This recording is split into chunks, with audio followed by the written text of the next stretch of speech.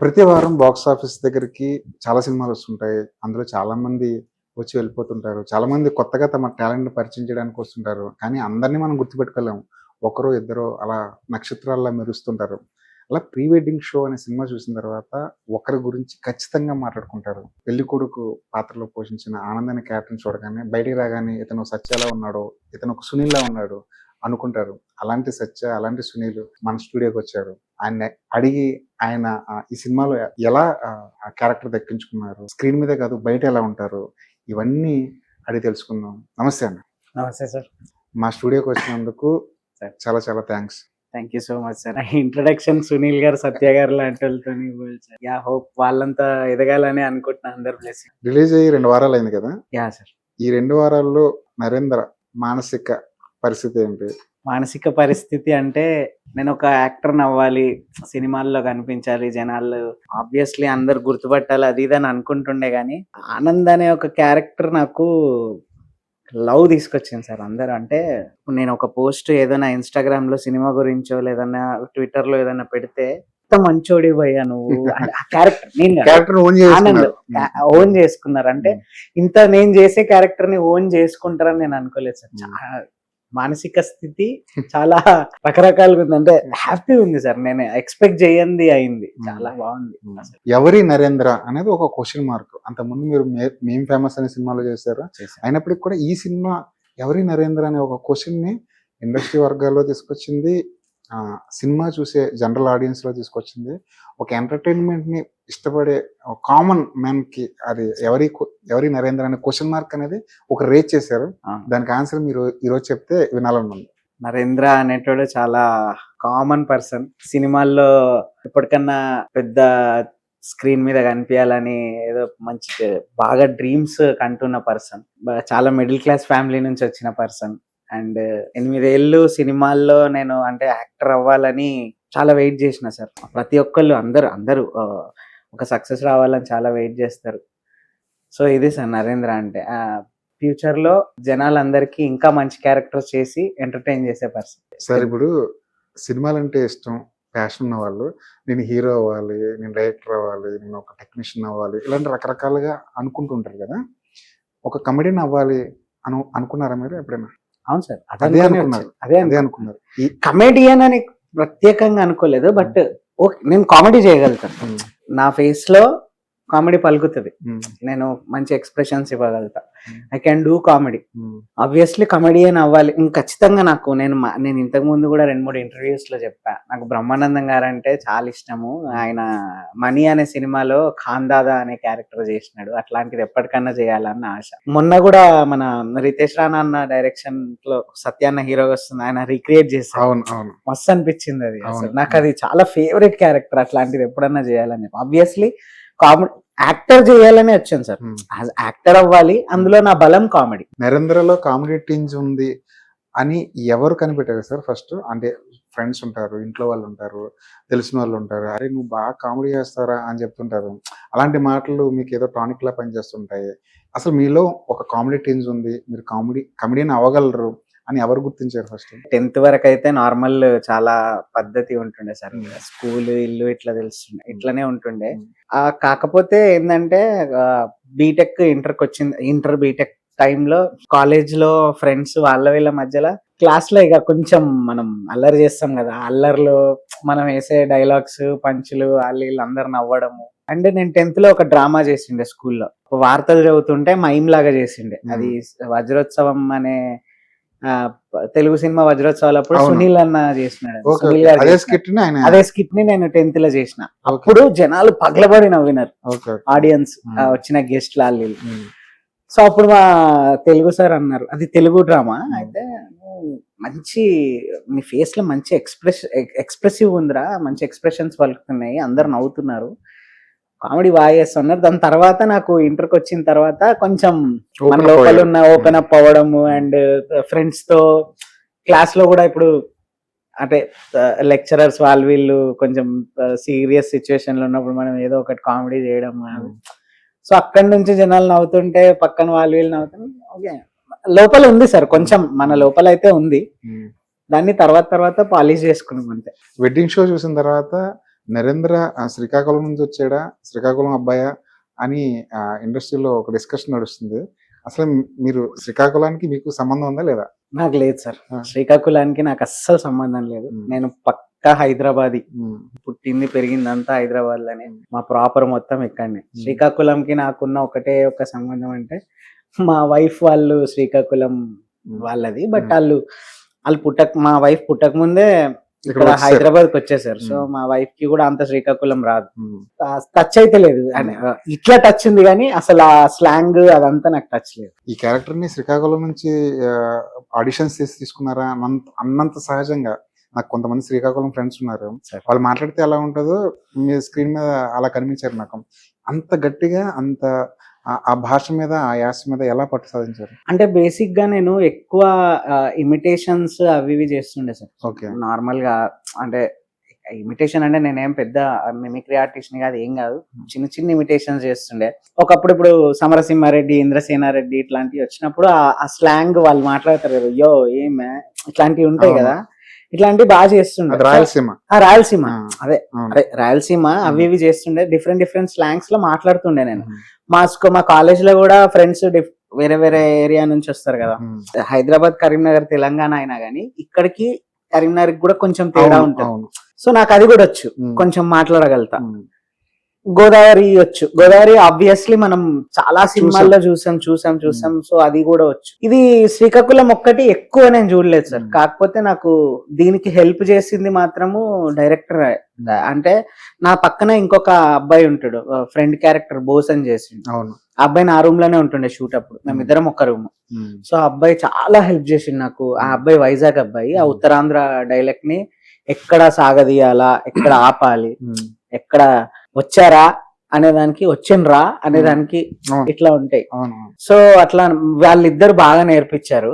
And నేను కూడా, నాకు 1 month టైం కావాలన్నా నేను శ్రీకాకుళం స్లాంగ్ మాట్లాడడానికి నాకు అంత సడన్ గా ఉత్తరాంధ్ర ఇప్పుడు కావాలని అంటే నా లోపల అదే, నేను కొంచెం మిమిక్రీస్ అవి ఇమిటేషన్స్ చేస్తుండే. అదొక కాన్ఫిడెన్స్, నేను చేయగలుగుతాను నా లోపల ఖచ్చితంగా కాన్ఫిడెన్స్ అయితే ఉండే.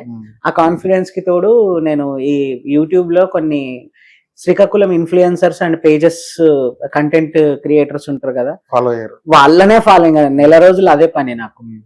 పొద్దు లేసి వాళ్ళు ఎట్లా పలుకుతున్నారు ఏంటి అవి చూడడము. అండ్ శ్రీకాకుళం కి సంబంధించిన సినిమాలు పలాస, కోటబొమ్మాలి, పిఎస్ ఇట్లాంటి కొన్ని చూడడం. అండ్ అందులో పాటలు ఉంటాయి కానీ పక్కన పడ్డాది, నక్లీస్ గొలుసు, అందులో కూడా మనకి స్లాంగ్ ఉంటది కదా సార్.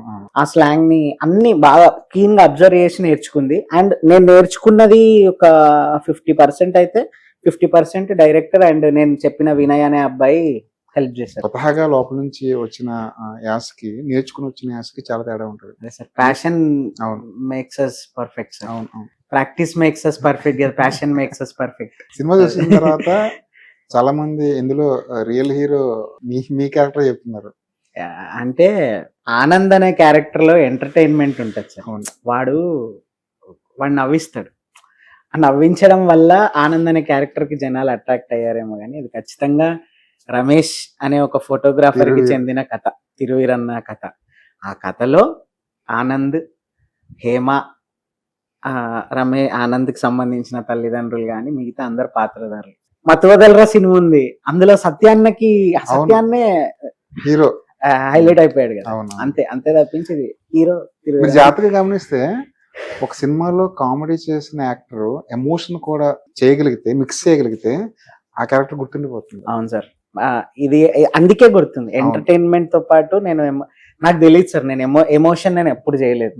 బట్ ఏదో ఇంట్లో ఎప్పుడైనా ఏవో ఎమోషనల్ సీన్స్ వచ్చినప్పుడు దాన్ని అద్దం ముందు నిలబడి రీక్రియేట్ చేసుకోవడమే తప్పించి ఊరికే మనం ప్రాక్టీస్ చేసుకుంటా ఉంటాం కదా, ఎమోషనల్ సీన్స్ మనం ఎట్లా చేస్తామనే తప్పించి నేను ఇంతవరకు నాకు తెలిసి ఈ ఆనంద్ అనే క్యారెక్టర్ లో ఉన్న 20-30% ఎమోషనే ఫస్ట్ టైం చేశాను. ఇంతకు ముందంతా నేను ఏ ఎమోషన్ క్యారెక్టర్స్ బట్ అది వర్కౌట్ అయింది. అదే ఎమోషన్ ఉన్న బలం అది. ఇప్పుడు హలో బ్రదర్ సినిమాలో కోట శ్రీనివాసరావు, మల్లికార్జున్ మధ్య ఒక ట్రాక్ ఉంటది. అవునవును, అది ఎక్కడ పే ఆఫ్ అయింది అంటే దాన్ని ఎమోషనల్ గా టర్న్ చేయడం వల్ల పే ఆఫ్ అయింది. మనం అక్కడ కాసేపు కదిలిపోతుంటాం కదా, ఒక కమెడియన్ ఎమోషన్ చేయడం వల్ల వచ్చే అదనపు గుర్తింపు అది.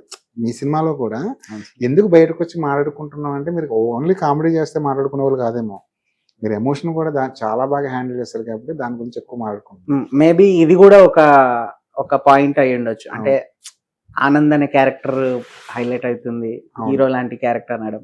అవును. బట్ ఇది ఖచ్చితంగా రమేష్ అనే ఫోటోగ్రాఫర్ కదా. సరే, ఇప్పుడు ఈ 2 సినిమాలు చేశారు మీరు, మేము ఫేమస్, వెడ్డింగ్ షో, ఈ 2 సినిమాలు చేశారు కదా. దీనికి ముందు మీ పరిస్థితి ఏంటండి? నాకు యాక్చువల్లీ ఉద్యోగం చేయాలని ఏం లేకుండే సార్. నాకు చిన్నప్పటి నుంచి సినిమాలలోకి వెళ్ళిపోవాలి, ఏదో ఒకటి చేసుకుంటాను, రైటింగ్, డైరెక్షన్ అట్లా ఉంటుండే. బీటెక్ లో మా ఫ్రెండ్స్ నాతో పాటు సినిమా పిచ్చిన వాళ్ళం ఉంటాం కదా అందరం ఒక దగ్గర. వాళ్ళు అరే నువ్వు యాక్టర్, మంచి యాక్టర్ ఉన్నాడు నీ లోపల, రైటింగ్ డైరెక్షన్ ఓకే చేసుకో, అది కాదంటలేం కానీ యాక్టర్ ని నువ్వు ఇది చేయకు, నువ్వు అట్లా ట్రై చేయన్నాక బీటెక్ అయిపోయిన తర్వాత ఇక ఒక 3 months తర్వాత మెల్లిగా ఇటు స్టూడియోస్ తిరగడం అది ఇది చేస్తుండే. బట్ ఎంతైనా ఇంట్లో అడుగుతారు కదా సార్, ఏం చేస్తున్నావురా, ఊకే రోజు మాదాపూర్ జుబ్లీహిల్స్ పోతే అయిపోయిందా ఇంట్లో, ఎట్లా మనం అంటే మనకు ఇండి పెడతారేమో కానీ ప్రతి చిన్నదానికి, అంటే ఒక షర్ట్ కొనుక్కుందాం అనుకున్నా, లేకపోతే ఒక చాయ్ తాగుదాం అనుకున్నా, లేకపోతే మన పెట్రోల్ డబ్బులు కూడా మనం ఇంట్లో అడగలేము. సో దానికి ఏం చేసినా అంటే మనం ఐటీ సైడ్ అయితే పోలేము. ఫస్ట్ ఆఫ్ ఆల్ నాకు నా వల్ల కాదు ఇది అని చెప్పి అట్లా ఇట్లా ఏదో కంప్లీట్ చేసేసినాం బీటెక్. బట్ సినిమాలు మళ్ళీ జాబ్ చేస్తే సినిమాలు చేయలేం, ఇటు రాలేం కదా సార్. అది ఏదో షిఫ్ట్లు ఉంటాయి, అది ఉంటది, ఇది ప్రపంచం. సో ఏం చేసిన అంటే బషీర్బాగ్ లో మా ఫ్రెండ్ ఒకడు ఎయిర్లైన్ టికెటింగ్ ఏజెన్సీలో పనిచేస్తుండే. అరే ఇట్లా కష్టం ఉందిరా, ఏం చేద్దాము అది ఇది అంటే, చలో మా దాంట్లో ఒకటి, వాడు ఏం చేస్తుండే అంటే బుక్ అయిన టికెట్స్ ని పోయి కలెక్షన్ చేసుకొని వస్తుండే, కస్టమర్స్ కి ఇచ్చేసి. ఆ బుక్ చేసేదేమో నేను, టికెట్స్ బుకింగ్ చేసేదాంట్లో అట్లా చేసుకుంటా. అది మార్నింగ్ 9 to 6 తర్వాత నేను మళ్ళీ సినిమాలు అది ఇది ఇదంతా తిరుగుతున్నా. అప్పుడు డెక్కన్ స్టూడియోస్ అని ఒకటి గ్రీన్ మ్యాట్ స్టూడియో ఉండే. సో అందులో ఒక బ్యాచ్ పరిచయం అయినారు. ఆ బ్యాచ్ తో చిన్న చిన్న స్కెచ్ వీడియోస్, యూట్యూబ్ వీడియోస్ అవి ఇవి చేసుకుంటూ మళ్ళీ పొద్దుగాల మళ్ళీ రాత్రి 2 గంటలకు ఇంటికి పోవాలా, పొద్దుగాల 9 గంటలకు లేవాలా, 9 గంటలకు లేసి మళ్ళీ ఆడికి బషీర్బాగ్కి వెళ్ళిపోవాలా, అక్కడ 6 వరకు చేసుకొని మళ్ళీ బషీర్బాగ్ నుంచి ట్యాంక్ బండ్ మీదకి ఇటు బేగంపేటకి వచ్చేసి అట్లా కొన్ని రోజులు చేసిన తర్వాత అదే డెక్కన్ స్టూడియో వాళ్ళు మనమే కంటెంట్, ఇక పెద్ద యూట్యూబ్ కంటెంట్ చేద్దాము, నీకు డబ్బులు ఇస్తా నేను, నువ్వేం ఫ్రీగా కాదు, అప్పటిదాకా ఫ్రీగానే ఉండే, డబ్బులు ఇస్తాను. టికెటింగ్ దాంట్లో మానేసి కంటిన్యూగా డెక్కన్ స్టూడియోస్ అనే దాంట్లోనే చిన్న స్కెచ్లు రాసుకోవడం చేసుకోవడం అట్లా చేస్తాం. వీడియోలు చేయలేదు, స్కిట్లు అలాంటివి ఏం చేయలేదు? లేదు సార్, చేయలేదు. రైటింగ్ మీద మీకు బాగా గ్రిప్ ఉండేదా? గ్రిప్ ఏం లేదు సార్, నాకు ఇష్టం అంటే నేను అప్పుడు ముందు బాగా బుక్స్ చదువుతుండే. అవి ఇప్పుడు ఎలాంటి బుక్స్ చదివేవాళ్ళు అప్పుడు? ఏదో దొరికిన బుక్లు అన్ని చదువుతుండే సార్. న్యూస్ పేపర్ కూడా చదువుతుండే. రాద్దాం అని అంటే రాయాలి అని ఉండే, బట్ సడన్ గా మా ఫ్రెండ్స్ నువ్వు యాక్టర్ ఫస్ట్ ఆఫ్ అది నాకు మైండ్ లా కూసబెట్టేసి, ఫస్ట్ యాక్టర్ అవ్వురా, మంచి యాక్టర్ ఉన్నాడు నీ లోపల. ఆ డైరెక్టరే చూస్తాడేమో ఒక యాక్టర్ ని, మేబీ వాడు కూడా పాపం స్ట్రగుల్స్ లో ఉన్నారు, వాళ్ళు కూడా తొందరగా అయిపోయి. పెళ్ళైన తర్వాత యాక్టర్ అయ్యారా మీరు? యాక్చువల్ లవ్ మ్యారేజ్, బీటెక్ అయిపోగానే పెళ్లి అయింది. సో ఆ పెళ్లి అయినందువల్లనే జాబ్ చేయాల్సి వచ్చింది. ఎందుకంటే ప్రతిదీ మదర్ ని అడగలేము, మా ఫాదర్ ఆయన లేరు.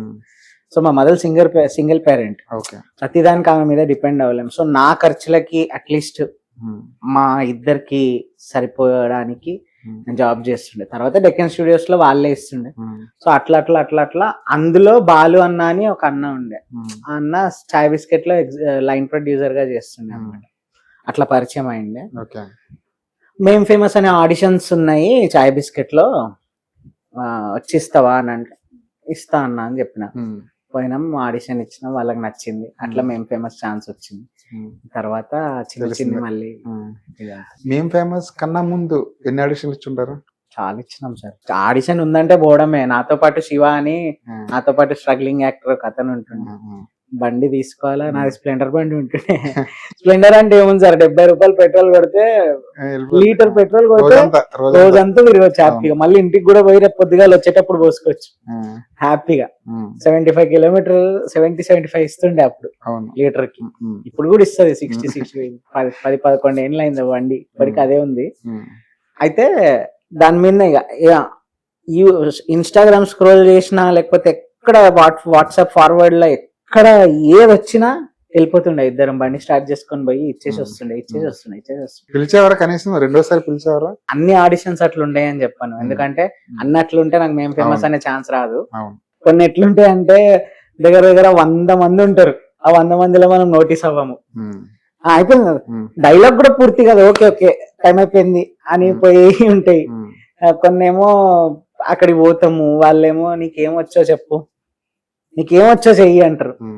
ప్రిపేర్ అయ్యి ఉండము. అంటే రెగ్యులర్ గా అయితే వాళ్ళకి ఏం కావాలి, వాళ్ళు స్క్రిప్ట్ ఇవ్వకున్నా సపోజ్ ఈ సిచ్యువేషన్ లో నువ్వైతే ఏం చేస్తావని చెప్తే మనం ఏదైనా చేసుకుంటాం. నీకు ఫస్ట్ నీకేమొచ్చో చెప్పు అన్నప్పుడు ఏదో ఒకటి కూర్చొని రాస్తుండే. కానీ ఇప్పుడు సపోజ్ వాళ్ళకి ఒక లవ్ ఫెయిల్యూర్ క్యారెక్టర్ కావాలనుకోండి, మనం పోయి ఏదో ఒక కూరగాయలు అమ్మేటువంటి క్యారెక్టర్ చేస్తే అందులో ఉన్న ఎమోషన్ ఇందులో ఎమోషన్ డిఫరెంట్ మ్యాచ్ అవ్వదు, ఆబ్వియస్లీ మనం సెలెక్ట్ అవ్వము. అట్లుంటుంది. బట్ అన్నట్లు ఉండవు, చాలా మంది స్క్రిప్ట్ ఇచ్చి చదువుకొని ఇది నువ్వు ఎట్లా చేస్తావనే చెప్తారు. కొన్ని అట్లుంటాయి, కొన్ని ఇట్లుంటాయి. అట్లా చాలా మస్తు చేసినాం సార్, దాదాపు 4-5 years ఆడిషన్స్ అయ్యేది. ఇన్ని ఆడిషన్స్ లో ఒకడెక్కడో చోట మనసు బాధపడిన సందర్భం గానీ తిరిగి వెళ్ళిపోదామా అన్న ఆలోచన కానీ వచ్చి ఉంటుంది కదా ఎక్కడో చోట? ఎప్పుడు రాలేదు సార్, ఎప్పుడు రాలేదు, అస్సలు ఒక్కసారి కూడా రాలేదు. కష్టం అనిపిస్తుంది. ఎందుకు అనిపిస్తుంది అంటే అందరికి అంటే రూమ్ రెంట్లు కట్టుకోవాలి, ఇంట్లో ఫ్యామిలీ ప్రెషర్స్ ఉంటాయి, అవి ఉంటాయి ఇవి ఉంటాయి, అన్ని ఉంటాయి. నాకు ఆ బాధ లేదు. ఫస్ట్ ఆఫ్ ఆల్ మాది ఓన్ హౌసే, ఇక్కడనే ఉన్న ఒకటే బాధ ఏంటంటే రోజు పొద్దున 20 kilometers రావడానికి పెట్రోల్ డబ్బుల కోసం తప్పించి రెంట్ కట్టుకోవాలి. బాగా ఫైనాన్షియల్ డిప్రెషన్ లో అయితే నేను లేను. ఓకే, సో నాకు అంత కష్టం అయితే ఏం అనిపించలేదు సార్. బట్ అప్పుడప్పుడు మా మదర్ ఏం చేస్తున్నావు, ఇది 10,000 20,000తోని ఇల్లు గడవది కదా అన్నప్పుడు ఒక్కొక్కసారి బాధ అనిపిస్తుండే. కానీ తిరిగి వెళ్ళిపోదాము ఇక వేరే జాబ్ చేసుకుందాం అని అయితే ఎప్పుడు అనిపించలేదు. అంటే అంత కష్టాలు ఏం లేవు నాకు. పెద్దగా నేను బాగా కష్టపడిన సందర్భం అయితే ఏం లేదు, కానీ వచ్చిన దాంట్లో సర్దేసుకుంటుంటే గానీ అంత సినిమా కష్టాలు అవన్నీ ఏం లేవు. మీ మిస్సెస్ ఎప్పుడు అడగలేదా? ఒక్కసారి అనింది సార్. ఒకసారి అన్నప్పుడు నేను కొంచెం బాధపడ్డా ఇలా చిన్నగా అట్లా ఒక బైస్ అయింది ఇద్దరికి. తర్వాత ఆమెనే మేం ఫేమస్ అనే సినిమా రిలీజ్ అయిన తర్వాత ఇంకా ఓకే నువ్వు చేయగలుగుతావు ఓకే అని చెప్పి ఒకటేసారి మళ్ళీ ఏం అనలేదు. మా మదరే భయపడుతుండే కొంచెం, ఆబ్వియస్లీ ఉంటది కదా నా కొడుకు ఏమైపోతాడు అని చెప్పి, అంతే తప్పించి మా వైఫ్ సైడ్ నుంచి ఏం లేదు, ఫుల్ సపోర్ట్. మేము ఫేమస్ కి డబ్బులు ఇచ్చారా? బాగా డబ్బులు అంటే ఫస్ట్ టైం కదా సార్, కానీ వాళ్ళు చెప్పిన దానికంటే ఇంకెక్కువ ఇచ్చారు ఖచ్చితంగా. అనురాగ్ అన్న, శరత్ అన్న వాళ్ళు అసలు వాళ్ళ సపోర్ట్, సుమన్ ప్రభాస్ అండ్ ఆ టీం మొత్తం చాలా జాయ్ఫుల్ టీం. అండ్ అదే అంటున్నా సార్, మేం ఫేమస్ రిలీజ్ అయిన తర్వాత కూడా మనకు ఇమ్మీడియట్ గా ఛాన్స్లు ఏం పరిగెత్తుకుంటూ రాలేదు, ఏవో చిన్నవి చేసుకుంటూ వచ్చినాం. బట్ ఆ టైంలో కూడా నాకు ఎప్పుడు అయ్యో నేను ఇది ఇంత సినిమా చేసినా గానీ నాకేం రాలేదని అయితే బాధ అనిపించలేదు. ఎందుకంటే నాకు ఈ సుమంత్ వీళ్ళంతా నాకు ఫ్రెండ్స్ అయిపోయినారు. సుమంత్ ప్రభాస్, మేం ఫేమస్ టీం అంతా వాళ్ళతోనే గడుపుతుండే నేను, వాళ్ళతోనే ఉండడము. మార్నింగ్ సుమంత్ అక్కడెక్కడో ఈసీఎల్ ఉంటాడు, ఇంకా ఈసీఎల్ నుంచి మా ఇంటికి వచ్చి, అంటే మనది పెద్ద కార్ ఉంటది, ఇప్పుడు మారింది, చాలా కార్స్ అంటే బాగా ఇష్టం. వాళ్ళ నాన్న ఛాలెంజ్ చేశాడంట, నేను 7 కార్లు కొంటాను, రోజుకో కార్లు తిరిగి కొనేస్తాడు మనోడు.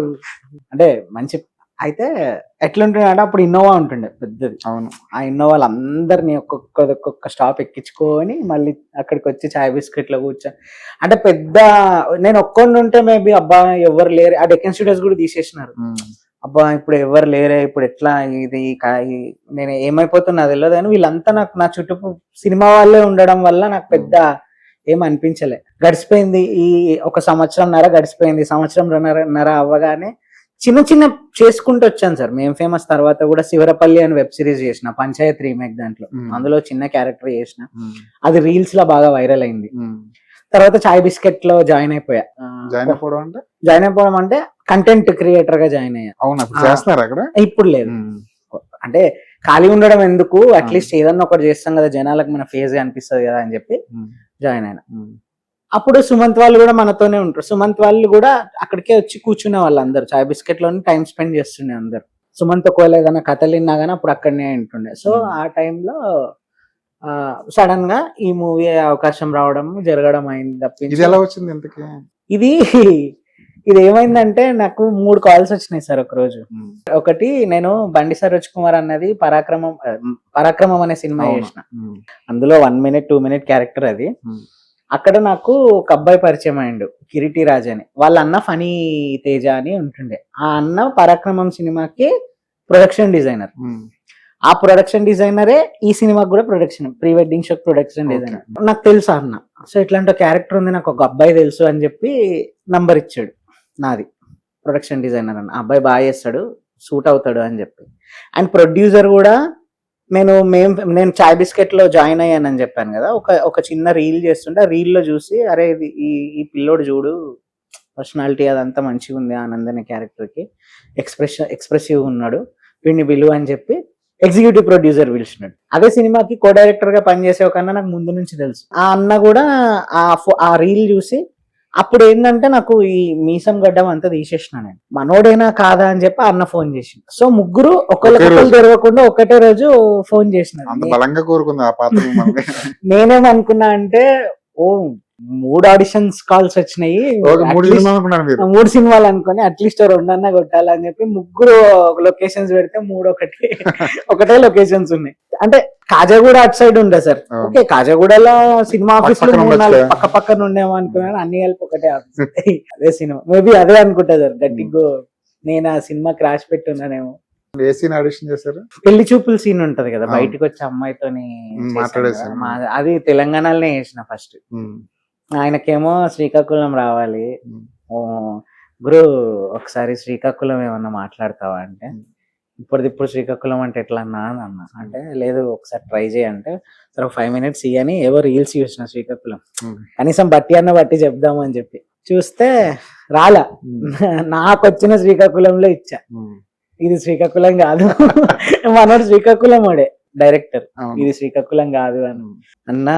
ఓకే అన్నా, మరి నాకైతే శ్రీకాకుళం నచ్చలేదు అసలు అని అంటే, ఓకే మేము చెప్తాము అని చెప్పారు, వెళ్ళిపోయినా. కానీ భయం ఉంటది కదా శ్రీకాకుళం రాకపోవడం వల్ల ఈ ఛాన్స్ అనుకున్నా సార్. అదైతే అనుకున్నా, ఎన్నో పోయినాయి, ఇది కూడా పోయింది. శ్రీకాకుళం అనే స్లాంగ్ మనకు రాదు, వాళ్ళు ఎందుకు తీసుకుంటారులే మనల్ని, అంత బలంగా చెప్తున్నాడు అనుకున్నా. మళ్ళీ 2వ సారి పిలిచినారు, అప్పుడు తిరువీరన్నకు చూపించిండంట, బాగా చేస్తున్నాడు ఈ అబ్బాయి, చూడు ఒకసారి ట్రై అయితే చెయ్యి అంటే 2వ సారి పిలిచినారు. 2వ సారి పిలిచి మా ఫాదర్ నన్ను గొడవ కింద పడేసే సీన్ ఉంటుంది, అది చేయమన్నారు, అది చేసిన. ఓకే, ఎమోషన్ కూడా బాగా చేస్తున్నాడు కదా తీసుకో అని ప్రొడ్యూసర్ తిరువీరన్న చెప్పారంట. సో ఇంకా మనోడు పిలిచి, గురు నువ్వు తిరువీర్ గారు ప్రొడ్యూసర్ గారికి నచ్చినావు, నాకు కూడా నచ్చినావు, కానీ శ్రీకాకుళమే నా అబ్జెక్షన్, నువ్వు ఎట్లా దాన్ని క్రాక్ చేస్తావంటే, అన్న ఇంకొక నెల టైం ఉంది అంటున్నావు కదా, నాకు 3 వారాలు టైం ఇవ్వు, 3వ వారం వచ్చి నేను నీకు చేస్తా, నేను నీకు 3వ వారం వచ్చి చేస్తా, నీకు నమ్మకం కలిగితే పెట్టుకో అన్నా, లేదంటే ఎవరైనా శ్రీకాకుళం మాట ఇంకా అది మీ ఇష్టం, నేనేం చేస్తాను అని అన్నా. ఓకే గురు నువ్వు 3 వారాలు పోయి నేను అంత నేర్చుకొని ప్రాక్టీస్ చేసి వచ్చి ఇచ్చా.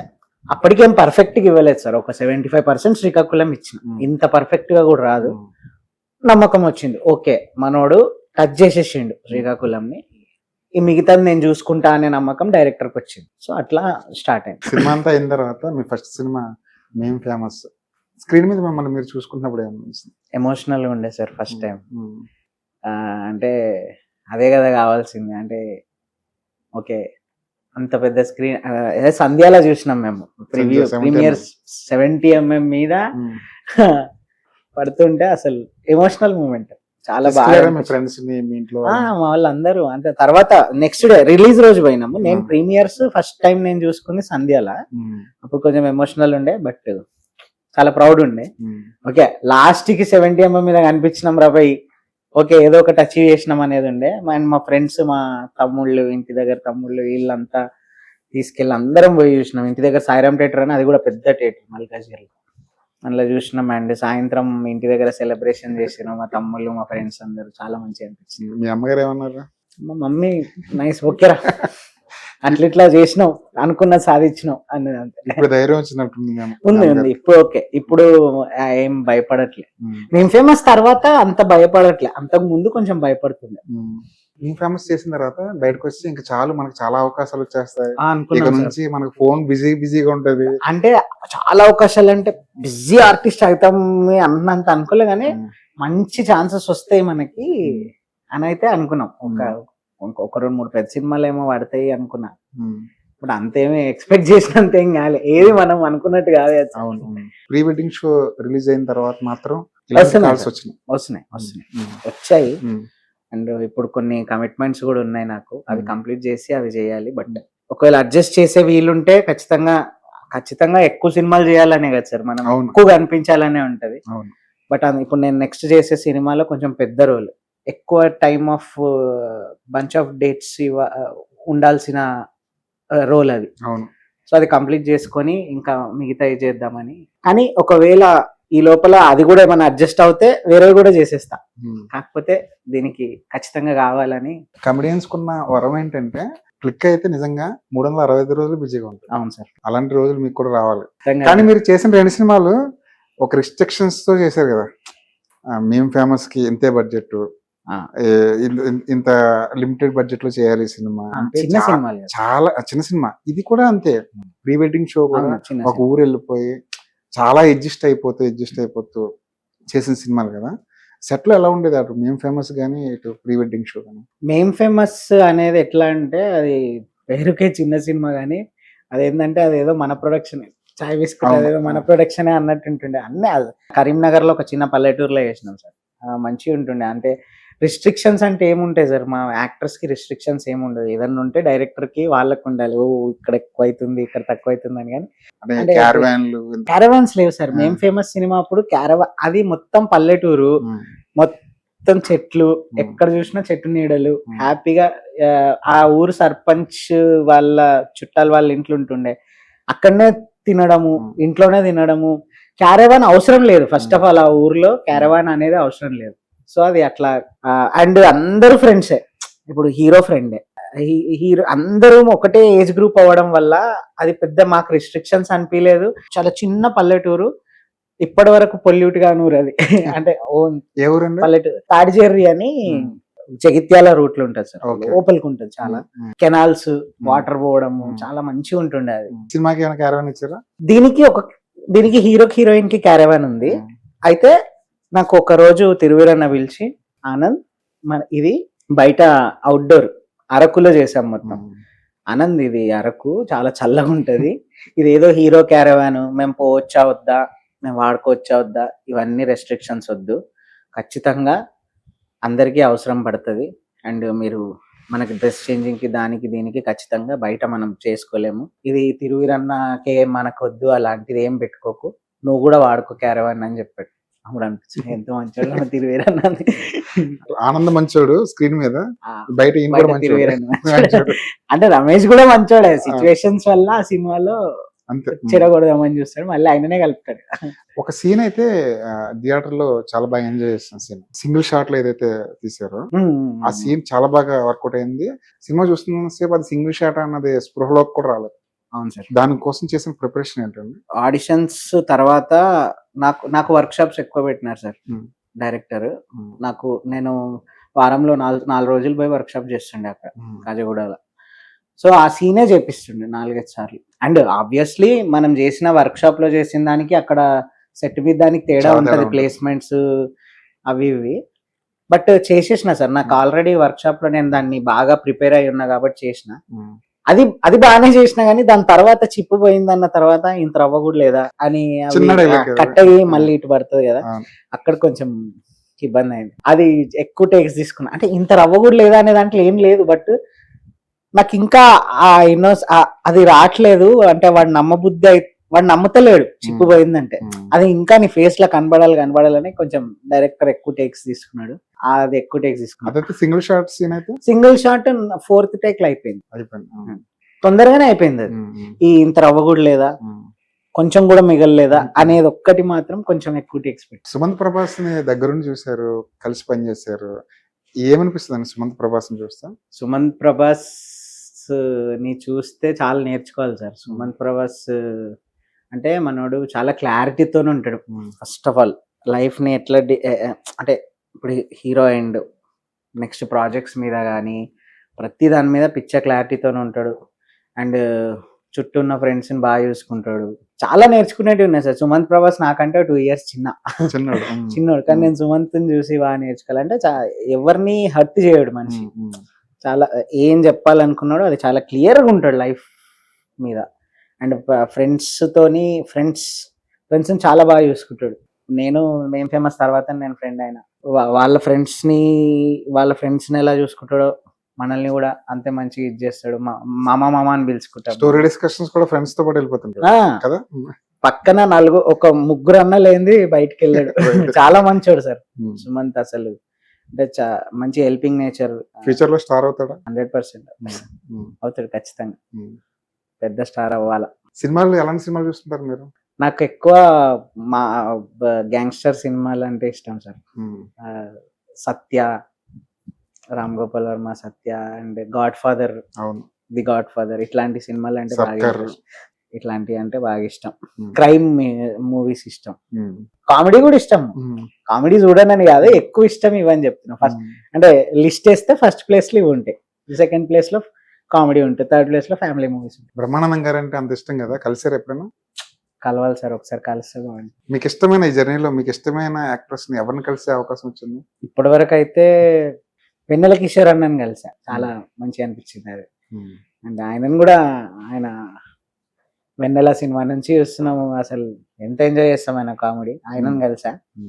తర్వాత పెద్దవాళ్ళని ఇంతవరకు అయితే ఇంకా కలవలేదు సార్, కలవాలి. కామెడీ క్యారెక్టర్లు అంటే అనగానే మీకు గుర్తొచ్చే క్యారెక్టర్లు ఏంటంటే, గుర్తొచ్చే సినిమాలు కానీ గుర్తొచ్చే క్యారెక్టర్లు కానీ? చెప్పాను కదా సార్, క్యారెక్టర్ అంటే నాకు కాందాదా మస్తు ఇష్టం. కాందాదా పక్కన పెడితే బ్రహ్మానందం గారి ఎన్నో ఉన్నాయి సార్. అందులో ఏమని చెప్తాం మనం. ఈ సినిమా ఉంది మన రేస్ గుర్రంలా, కిల్ బిల్ పాండే, అట్లాంటి అంటే వచ్చేసి ధూమ్ మచాన్స్ వెళ్ళిపోతాయి అవి. అండ్ ఆలీ గారి కామెడీ ఇష్టం, ఆలీ గారిది యమలీల అండ్ అవన్నీ. చాలా ఎస్వి కృష్ణారెడ్డి గారి సినిమాలు బాగా ఇష్టం, కామెడీ మస్తు అనిపిస్తుంది. శ్రీలక్ష్మి గారిని భలే కామెడీ క్యారెక్టర్ భలే డిజైన్ చేస్తారు ఎస్వి కృష్ణారెడ్డి గారు, జంధ్యాల గారు. అవును సార్, జంధ్యాల, అది మన చంటబ్బాయి సినిమా మస్తు ఉంటుంది. అవును. ఈ సినిమా రిలీజ్ అయిన తర్వాత ప్రీ వెడ్డింగ్ షో అనేది ఇండస్ట్రీ వైపు నుంచి కాల్స్ వచ్చినాయి మీకు ఏమైనా? యాక్టర్స్ కానీ డైరెక్టర్లు కానీ ఫోన్ చేసి అప్రిషియేట్ చేయడం అంటే? జయంత్ పరాంజీ గారు పెట్టారు సార్ మెసేజ్. అంటే ఆయన చిన్నప్పటి నుంచి శంకర్ దాదా ఎంబీబీఎస్, ప్రేమించుకుందాం రా, ప్రేమ అంటే అవన్నీ చూస్తుండే. అంటే నాకు తెలిసి 7-8 years ఉన్నప్పుడు వచ్చినాయి ఆ సినిమాలు. శంకర్ దాదా అంటే నాకు తెలిసి 13-14 ఉండొచ్చు అప్పుడు. ఇంకా ప్రేమించుకుందాం రా ఇవన్నీ అయితే ఇంకా నేను చిన్నగానే ఉండే, అప్పటి నుంచి చూస్తున్నా. టీవీలో ఎక్కువ అవే సినిమాలు వస్తున్నాయి. ఆయన నుంచి buddy you did a fantastic job అని చెప్పి రాస్తే నేను అదే పెట్టినా sir. This is a surreal moment. చిన్నప్పటి నుంచి మీ సినిమాలు చూస్తూ పెరిగిన మీ నుంచి అప్రిషియేషన్ రావడం చాలా హ్యాపీగా ఉంది సార్. లేదు నువ్వు బాగా చేసినావు, యూ డిజర్వ్ ఇట్ అని పెట్టారు. Thankful to sir, Jayanth sir. ఇప్పుడు ఎలా ఉందన్న లైఫ్? 2 సినిమాలు మీరేంటో నిరూపించాయి, ఇప్పుడు ఎలా ఉంది లైఫ్? అట్లనే ఉంది సార్, కాకపోతే బయటికి పోతే జనాలు గుర్తుపడుతున్నారు కొంచెం. అన్న సినిమా బాగుంది చూడు. ఇప్పుడు నేను షాప్కి పోతే అన్న ఇవాళనే చూసిన సినిమా మస్తు అనిపించింది, మంచిగా చేసినావు అన్న. ఆబ్వియస్లీ లోపల ఒక ప్రౌడ్నెస్ ఉంటుంది కదా సార్, ఎస్ కొట్టినామని చెప్పి. నెక్స్ట్ ఏం చేయబోతున్నారు? మీ కెరీర్ ని ఎలా డిజైన్ చేసుకోబోతున్నారు? మంచి సినిమాలు చేయాలి. అంటే ఆనంద్ లాంటి పాత్ర ప్రతిసారి దొరకదు, బట్ వచ్చిన దాంట్లో చిన్న పిచ్చి పాత్రలు కాకుండా మంచి పాత్రలు, అంటే గుర్తుండిపోయేలాంటి పాత్రలు మంచివి. ఇప్పుడు అదే అంటున్నాను సార్, నాకు మెసేజెస్ కూడా వస్తున్నాయి. నేను ఎప్పుడు అనుకోలేదు అట్లా. అన్న బాగా చేసినావు అన్న నువ్వు, ఆనంద్ అనేటోడు మాకు మస్తు నచ్చిండు, ఇప్పటి నుంచి మంచిగా ఆలోచించి చేయన్నా, వచ్చిన ప్రతిదీ చేయకు, నచ్చింది చెయ్యి అని. నచ్చిన క్యారెక్టర్స్ అండ్ మంచి క్యారెక్టర్స్, జనాల్ని ఎంటర్టైన్ చేసే క్యారెక్టర్స్ ఖచ్చితంగా అట్లా డిజైన్ చేసుకుంటూ వెళ్ళాలి sir. Pre wedding show shooting జరుగుతున్నప్పుడు కానీ, సీన్ చేస్తున్నప్పుడు కానీ, సినిమా చూస్తున్నప్పుడు కానీ మీ వెడ్డింగ్ అనుభవాలు ఏమైనా గుర్తొచ్చింది? నాకు అవన్నీ లేదు సార్. నాకు ఎల్లుండి పెళ్లి అయితే ఇవాళ తెలిసింది పెళ్లి.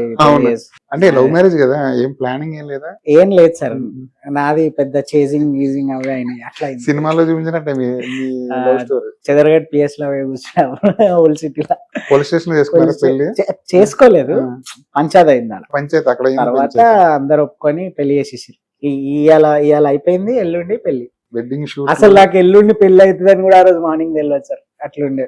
మా ఫ్రెండ్స్ అండ్ మా ఇంటి దగ్గర మా బ్రదర్స్ వీళ్ళంతా కలిసి, ఇంకా మా మదర్స్ వీళ్ళంతా వాళ్ళే అన్ని చూసుకుంది వాళ్ళే. ఆనంద డైలాగ్ ఒకటి ఉంటది అసలు, చుట్టుపక్కల జిల్లాలలో అందరూ మండలంలోనే చెప్పుకోవాలి ఎవరు చేసుకున్నంత గొప్పగా చేసుకోవాలని కానీ మీ పెళ్ళి అలా అవ్వలేదు. అవలేదు. కానీ అనిపించింది బట్ ఓకే, అట్లా నిమ్మలం సార్, గ్రాండ్ గా గిండే బదులు గుళ్ళో చేసుకో. ప్రీ వెడ్డింగ్ షూట్ లాగా హడావుట్ చేసే బ్యాచ్ ని చూస్తే ఏమనిపిస్తుంది మీకు?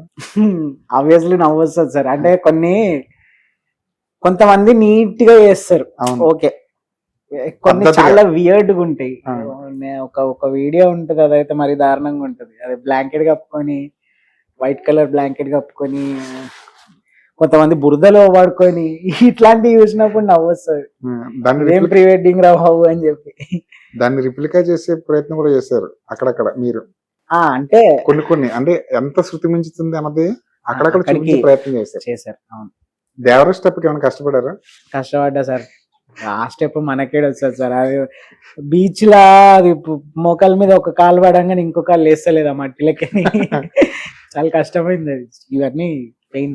ఎన్నిసార్లు చూస్తారు ఆ దేవరలో స్టెప్? ఆ పాట ఎంత హిట్ సార్, అది చూస్తూనే ఉంటాం మనం. పాట రిలీజ్ అయినప్పటి నుంచి ఎన్టీఆర్ అన్న ఏం చేసిండో అనిపిస్తుంది. అవును. సడన్ గా రాత్రి కాల్ చేసి ఆనంద్, రేపు నన్ను ఆనంద్ అనే పిలుస్తారు. ఆనంద్ రేపు బీచ్ లో దేవర స్టెప్ వేయాలి అనగానే ఫీజులు ఎగిరిపోయింది నాకు. అన్న ఏం మాట్లాడుతున్నావు అన్న, ఆ స్టెప్ నేను ఎట్లా వేస్తాను, నాకేడొచ్చు, నేనేమో ఇంతున్నా. మీరు చూసారు కదా, ఇప్పుడు కొంచెం సన్నమేమో గానీ అందులో అప్పుడు ఇంత లా ఉండే. అది నేనెట్లా వేస్తానా అని చెప్పి ఇట్లా నిద్ర పట్టలే. రాత్రి రూమ్ లో ప్రాక్టీస్ చేస్తుంటే నా పక్కన నా ఫ్రెండ్ అబ్బాయి నా రూమ్ లోనే అని చెప్పిన, లేసి ఆనంద్ ఏం చేస్తున్నావు ఆనంద్, లేదు రేపు స్టెప్ వేయాలంట అంటే, నువ్వు ఇక్కడ ఎంత చేసినా బీచ్ లో వేసేది వేరుంటది, పడుకోవాలి. నిజంగానే వేరుంది అసలు. కాళ్ళు ఇవ్వలేదు సార్, ఆ మట్టిలోకి వెళ్ళిపోతుంది కదా కాళ్ళు, పైకి లేవాలి. అట్లా ఏదో మేనేజ్ చేసేసిన. కానీ థియేటర్ లో ఆ స్టెప్ కి ఎక్కువ అప్లోజ్ వచ్చింది. అవును సార్. అవును. మీరు ఎంత కష్టపడ్డారో తెలియదు. అదొకటి. అండ్ అది గీతా గోవిందం ఇట్లా హెల్మెట్ తీసి ఇట్లా ఐస్ క్రీమ్ సీన్ ఒకటి. ఐస్ క్రీమ్ పెద్దది పెట్టు, నేను పెద్దది పెడతాను కదా. అది అనిపించిందా బీచ్ లో ఆ స్టెప్ వేస్తున్నప్పుడు ఎన్టీఆర్ ఏం చేసి ఉంటాడు? నాకు భయమైంది సార్, వేసుకుంటారు ఎన్టీఆర్ అన్న ఫ్యాన్స్ ఏంద్రా కానీ ఎంజాయ్ చేసిర్రు అందరు. కామెడీగానే తీసుకుంటారు కానీ అంటే ఏమన్నా అంటారేమో అని చెప్పి భయమైంది. కానీ మొత్తానికి ఆ సీన్స్ అన్నిటికీ ఏదైతే మీరు రిప్లికా చేశారో ఆ ప్రీ వెడ్డింగ్ షూట్ అనేది, దానికి సంబంధించిన ఏ షాట్ వచ్చినా సరే థియేటర్ లో ఆడియన్స్ ఎంజాయ్ చేశారు. మీరు పెట్టిన టైటిల్ కి అక్కడ జస్టిఫికేషన్ కనిపించింది సార్. అంటే చిన్న పిల్లలు అండ్ ముసలి వాళ్ళు కూడా ఎంజాయ్ చేస్తున్నారు సార్. ఇప్పుడు యూత్ అంటే నార్మల్ ఒక 25 to 55 వాళ్ళంటే ఓకే, బట్ 60 years పెద్దవాళ్ళు కూడా చూసి హ్యాపీగా నవ్వుకొని ఇంత మంచి సినిమా అని వాళ్ళు ఎవ్రీ మూమెంట్ ఎంజాయ్ చేస్తున్నారు. పిల్లలు ఎంజాయ్ చేస్తున్నారు. మస్తు అనిపించింది. అంటే ఆడదాకా రీచ్ అయినామంటే గ్రేట్ అయ్యారు. అవును. ప్రీ వెడ్డింగ్ షూట్ లో ఆనంద్ అందరికి బాగా నచ్చేసాడు. అవును సార్, చాలా థ్యాంక్ యూ సార్. స్టూడియోకి వచ్చినందుకు, మీ టైం ఇచ్చినందుకు థ్యాంక్ యూ వెరీ మచ్. నమస్తే.